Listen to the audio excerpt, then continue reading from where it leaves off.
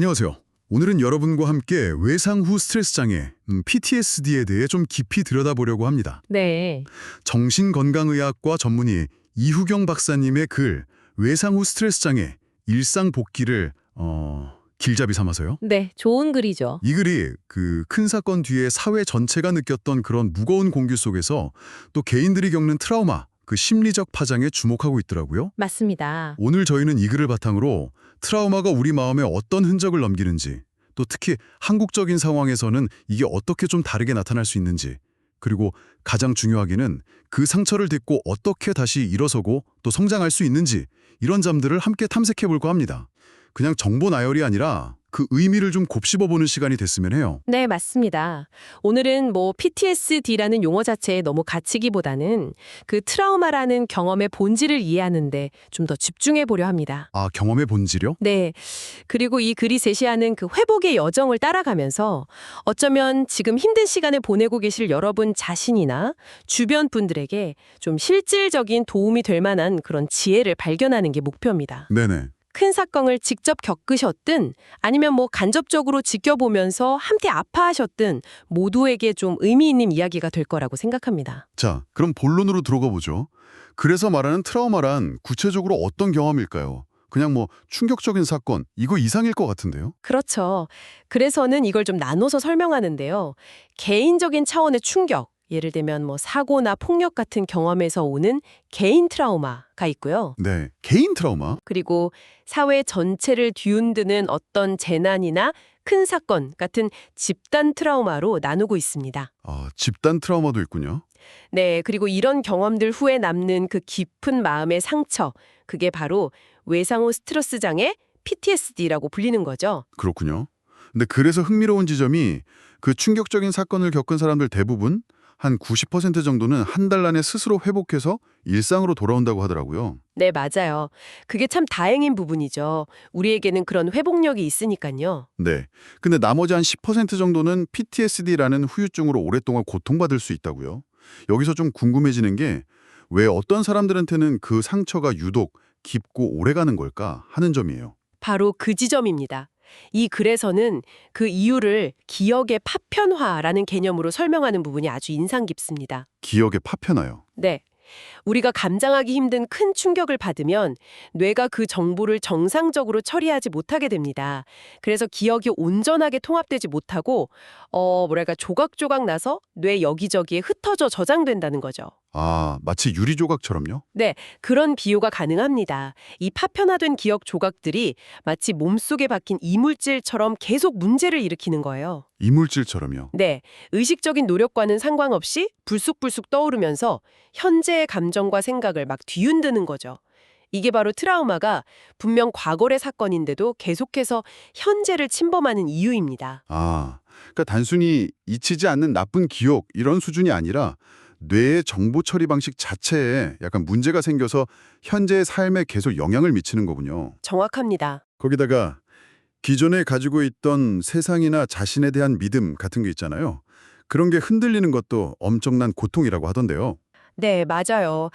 어떻게 나에게 혹은 우리에게 이런 일이 일어날 수 있지? 하는 생각과 함께 세상은 그래도 안전한 곳이라는 믿음, 나는 괜찮은 사람이라는 자존감 같은 그런 기본적인 신념 체계가 송두리째 흔들리는 경험이죠. 그야말로 근간이 흔들리는 거네요. 그렇죠.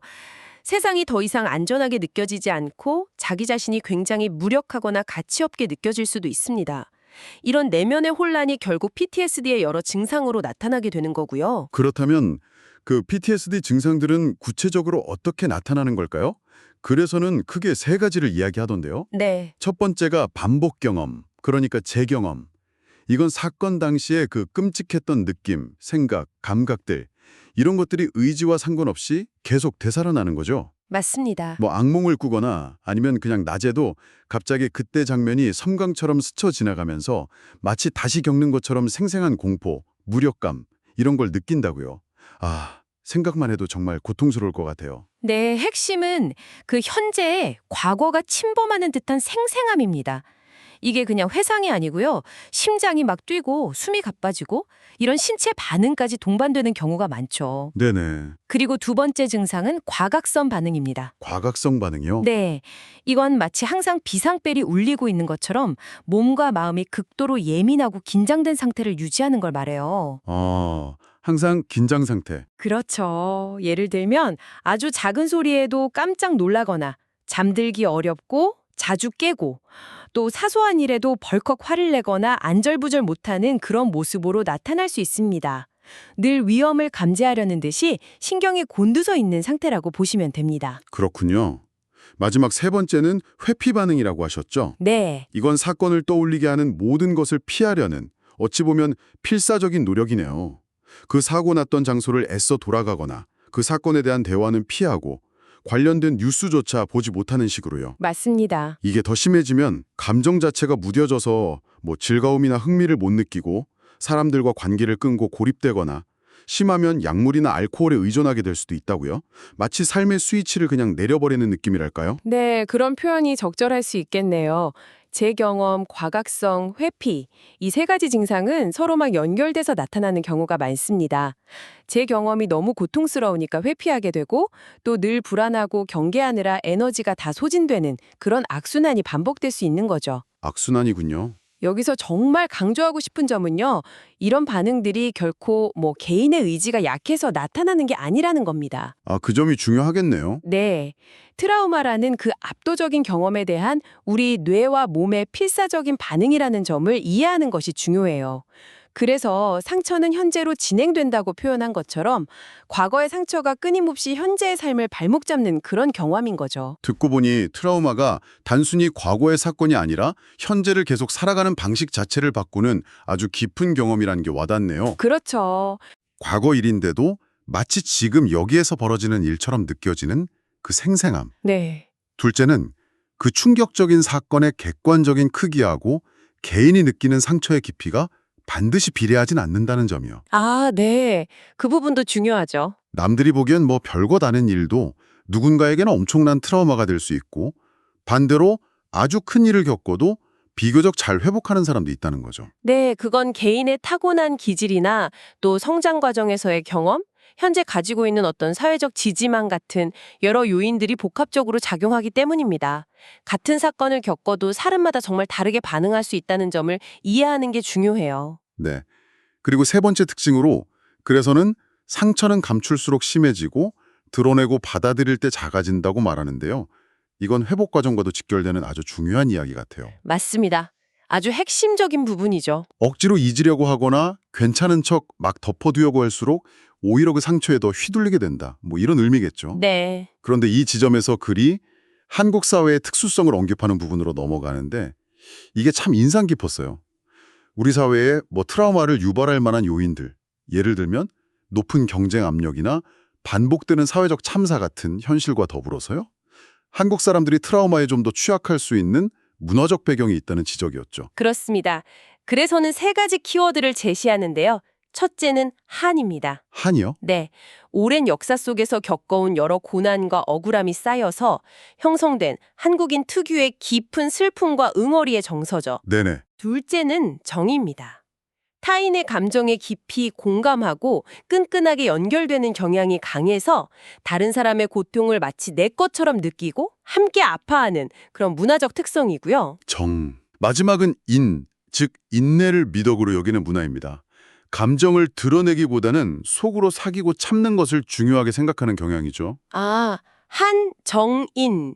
이 세 가지 요소가 트라우마 경험과 맞물릴 때 어쩌면 회복을 더 어렵게 만들 수도 있다는 그런 분석이군요. 네, 그런 측면을 좀 짚어보는 거죠. 예를 들어, 인 때문에 힘든 감정을 표현하고 도움 청하기보다 혼자 끙끙 앓거나 정 때문에 다른 사람 트라우마에 너무 감정이입해서 같이 힘들어지거나 한이라는 정서가 트라우마의 슬픔과 분노를 더 깊게 만들 수도 있다. 이런 식으로요. 그렇죠. 앞서 말한 상처는 감출수록 심해진다는 특징하고 연결해보면 참는 걸 미덕으로 여기는 문화가 어쩌면 트라우마 치유에는 좀 걸림돌이 될 수도 있겠다는 생각이 드네요. 네, 그런 측면을 지적하고 있는 겁니다. 물론 이런 문화적 특성이 반드시 부정적인 것만은 아니죠. 그렇죠. 정은 강력한 사회적 연대와 지지의 기반이 되기도 하고 인내는 역경을 극복하는 힘이 되기도 하니까요. 다만 트라우마라는 특수한 상황에서는 이런 문화적 경향성이 개인의 솔직한 감정 표현이나 적극적인 도움 요청을 가로막는 요인이 될 수도 있다는 점을 좀 성찰적으로 바라볼 필요가 있다는 제언입니다. 네. 자, 그럼 이렇게 복잡하고 어려운 상황 속에서 우리는 어떻게 앞으로 나아갈 수 있을까요? 트라우마를 겪은 개인은 물론이고 주변 사람들은 뭘 할 수 있을까요? 다행히 이 글은 여기서 멈추지 않고 회복을 위한 구체적인 길을 제시합니다. 네, 그게 중요하죠. 첫 번째 전략이 바로 현재에 집중하는 것인데 이게 언뜻 단순해 보이지만 생각보다 깊은 의미가 있는 것 같아요. 맞습니다.